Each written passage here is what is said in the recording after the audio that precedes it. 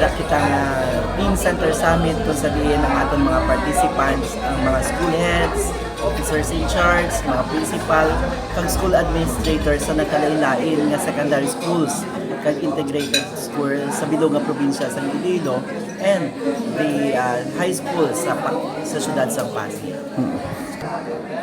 Ang pag-aistoryahan natin about sa mga programa na nungod sa Team Center. Ang mag-presentar ang ating mga convergent partners. Ang dahil tulad sa College of Los San Cipio, ang program on Alalay, ang San Agustin, ang Katuwang program, ang aton nga PHO, ang Tipong Kabataan, ang Prime program ni Governor Defensor, ang Prime Hotline, kag iban pagid nga mga programa nga diri na santo na sentro sa aton Team Center.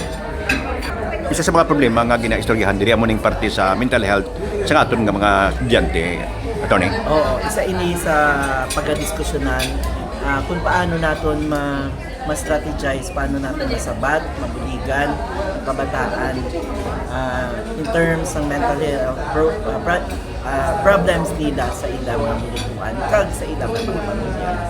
Option ni sir sa summit, anong aton nga mensahe? Ganun. Mata naton ang partnership naton sa Department of Education Family sa kay Dr.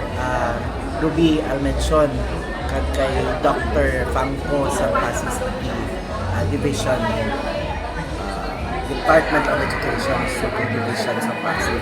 Kaya ginalaw nila ang aton mga school heads, mga principals na mag-upod sa aton nga Team Center Summit. Kay man, sila ang pinaka-importante diri sa aton programa. Kay man, ang mga principals, ang mga school heads, depende sa ila direksyon kung paano kasi ni papasanyog, mapanamit pagit ang mga programa sa aton Team Center project.